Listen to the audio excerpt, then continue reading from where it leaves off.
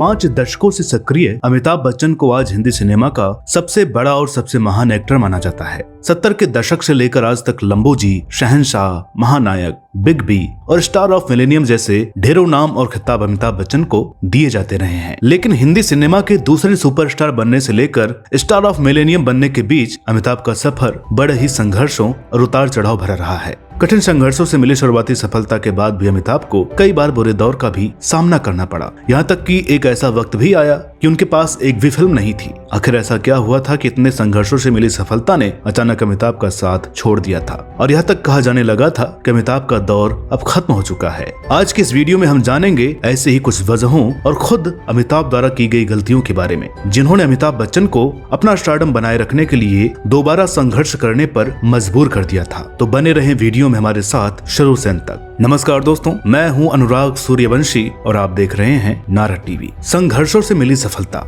मृणाल सेन द्वारा निर्देशित फिल्म भुवन शोम में अपनी आवाज देकर फिल्मी करियर शुरू करने वाले अमिताभ का अभिनय के क्षेत्र में आगमन वर्ष 1969 में आई फिल्म 7 हिंदुस्तानी से हुआ था। हालांकि न तो यह फिल्म सफल हुई और न ही अमिताभ के करियर को कोई दिशा मिल सकी। आगे जो भी फिल्में मिली वो भी असफल ही रही। इसी बीच वर्ष 1971 में उन्हें हिंदी सिनेमा के सबसे पहले सुपरस्टार राजेश खन्ना के साथ फिल्म आनंद में मौका मिला। इस फिल्म में अमिताभ को उनके शानदार अभिनय के लिए फिल्म फेयर की ओर से सपोर्टिंग एक्टर का अवार्ड दिया गया। हालांकि इस फिल्म के बाद भी अमिताभ बच्चन की असफलता का दौर अभी खत्म नहीं हुआ था और 17 फिल्मों में काम कर चुके अमिताभ बतौर नायक अभी भी एक बड़ी सफलता के इंतजार में थे। यह वही वक्त था जब लगातार फ्लॉप होती फिल्मों से परेशान होकर अमिताभ बच्चन मुंबई छोड़कर अपने माँ बाप के पास दिल्ली वापस आ रहे थे। तब मनोज कुमार ने अमिताभ को रोका और अपनी फिल्म रोटी कपड़ा और मकान में मौका दिया। उसी दौरान उनके हाथ आई प्रकाश मेहरा की फिल्म जंजीर, जो न सिर्फ एक ब्लॉकबस्टर फिल्म बनी बल्कि अमिताभ को हिंदी सिनेमा का एंग्री यंग मैन भी बना दिया। और इसी के बाद शुरू हुआ अमिताभ बच्चन के सुपरस्टारडम का दौर, जिसके बारे में आप जानते ही हैं। लेकिन लगातार मिलती सफलताओं के दौरान अचानक हुई दुर्घटना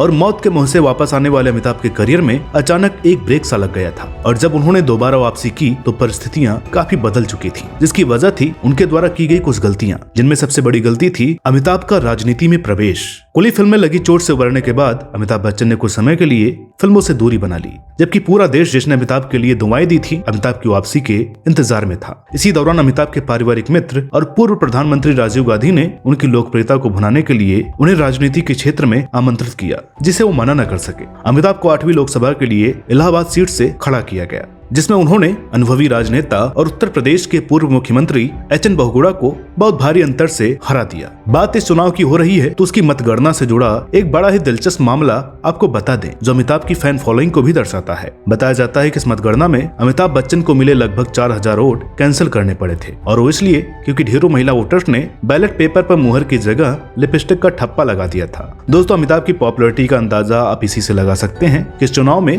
रात 10 बजे तक वोटिंग हुई थी। कुछ पोलिंग बूथ पर तो 95% से लेकर 100% तक भी वोटिंग हुई थी, जिसे लेकर चुनाव आयोग ने भी चुटकी ली थी कि क्या इस वोटिंग के दौरान कोई भी बीमार नहीं पड़ा। हालांकि इस ऐतिहासिक जीत के बावजूद 3 वर्ष बाद ही राजनीति से त्रस्त आकर अमिताभ बच्चन ने राजनीति को अलविदा कह दिया और उन्होंने न सिर्फ सांसद पद से इस्तीफा दिया बल्कि राजनीति से ही हमेशा हमेशा के लिए संन्यास ले लिया। दरअसल अमिताभ बच्चन ने उसी दौरान फिल्मों में वापसी करने का मन बना लिया था और कुछ फिल्में भी साइन कर ली थी। उनके सांसद बनने के दौरान उनकी फिल्म मर्द ने काफी अच्छी कमाई भी की थी। अमिताभ फिल्मों में लौट आए और फिर राजनीति में नहीं लौटे, लेकिन राजनीति से हटते ही विरोधियों द्वारा अमिताभ बच्चन और उनके छोटे भाई अजिताभ बच्चन का नाम बोफोर्स घोटाले में उछाला गया। हालांकि अमिताभ बच्चन ने इन दोषारोपणों का पुरजोर विरोध किया और राजनीति से हमेशा के लिए संन्यास ले लिया। इन राजनीतिक विवादों और आरोपों का अमिताभ के करियर पर भी काफी असर पड़ा। एक टेलीविजन को दिए गए इंटरव्यू में अमिताभ ने कहा था कि राजनीति में उतरना मेरी सबसे बड़ी भूल थी। मैं केवल भावावेश में आकर इस क्षेत्र में उतर गया था। राजनीतिक अखाड़े की वास्तविकता का पता मुझे बाद में चला कि असल भावनाओं से कितनी अलग है। अमिताभ ने कहा कि मैं राजनीति छोड़ चुका हूँ, इसलिए दोबारा राजनीति में जाने की बात भी नहीं सोच सकता। अमिताभ बच्चन की गलती नंबर 2, फिल्म निर्माण के क्षेत्र में असफल प्रयास। फिल्म निर्माण कंपनी खोलना अमिताभ बच्चन के जीवन की दूसरी सबसे बड़ी गलती थी, जिसके कारण अमिताभ की जिंदगी में एक ऐसा समय भी आया जब उन्हें खुद को दिवालिया घोषित करना पड़ा। इतना ही नहीं, कर्जदार अमिताभ बच्चन के दरवाजे तक पहुंच गए थे। दरअसल 90 के दशक में अमिताभ बच्चन के करियर में उतार चढ़ाव आना शुरू हो गया था। ऐसे में अमिताभ ने अपना एक प्रोडक्शन हाउस खोला था जिसका नाम था ABCL। इस प्रोडक्शन हाउस में अमिताभ को बहुत भारी नुकसान झेलना पड़ा था। अमिताभ कर्ज में पूरी तरह डूब गए थे और उन पर लगभग 90 करोड़ का कर्जा हो गया था। नौबत तो यहाँ तक आ गई थी कि लोग अपने पैसे मांगने अमिताभ के घर तक आने लगे थे। एक इंटरव्यू में उस कठिन दौर के बारे में बताते हुए अमिताभ ने कहा था कि लोग न सिर्फ पैसे वापस मांगते थे बल्कि एक बार तो उनके घर प्रतीक्षा की कुर्की तक करवाने के लिए भी कुछ लोग आ धमके थे। उन्होंने बताया कि तब लोग पैसे मांगने के दौरान उनको धमकी तक भी दिया करते थे। शुरू हुआ दोबारा कामयाबी का सफर।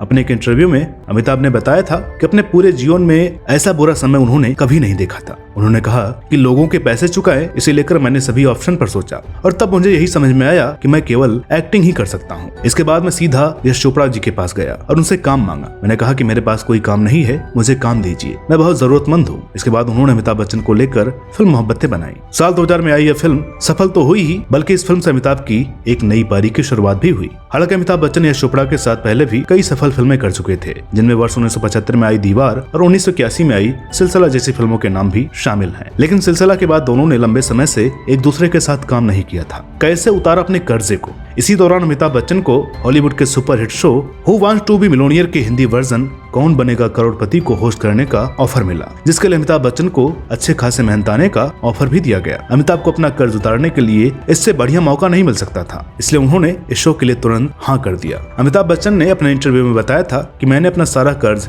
एक ही बार में उतार दिया था। दोस्तों, आज भी अमिताभ बच्चन द्वारा होस्ट किया गया केबीसी इंडियन टेलीविजन का सबसे हिट शो है। यह अमिताभ बच्चन के करिश्माई व्यक्तित्व का ही जादू है जो इसकी लोकप्रियता आज भी बरकरार है। गलतियों से मिला सबक। अमिताभ बच्चन ने गलतियों से सबक लिया और न कभी राजनीति में लौटे और न ही उन्होंने दोबारा फिल्म निर्माण के बारे में सोचा। यहाँ तक कि बुरे वक्त में उनका साथ देने वाले अमर सिंह के कहने पर वे परिवार सहित उनकी पार्टी के प्रचार में तो गए, लेकिन प्रत्यक्ष रूप से राजनीति में आने के लिए साफ साफ मना कर दिया। हालांकि अमिताभ बच्चन के स्थान पर उनकी पत्नी अभिनेत्री जया बच्चन राजनीति के क्षेत्र में पूरी तरह से सक्रिय हो गई। बहरहाल अपनी इस पारी में मिली सफलता के बाद अमिताभ ने फिर कभी पीछे मुड़कर नहीं देखा और अपने अभिनय का विस्तार कर एक्टिंग करियर में नए नए आयाम स्थापित किए, जो आज भी बदस्तूर जारी है। बढ़ती उम्र के बावजूद एक से बढ़कर एक सफल और शानदार फिल्मों में तरह तरह के किरदार निभाकर अमिताभ बच्चन आज न सिर्फ बॉलीवुड के बल्कि दुनिया के सबसे सम्मानित एक्टर्स में से एक माने जाते हैं। तो दोस्तों, हमें उम्मीद है कि आपको हमारा आज का वीडियो जरूर पसंद आया होगा। वीडियो अच्छी लगी हो तो प्लीज इसे लाइक करें, शेयर करें और चैनल पर नए हो तो प्लीज इसे सब्सक्राइब जरूर करें। तो मिलते हैं अगले वीडियो में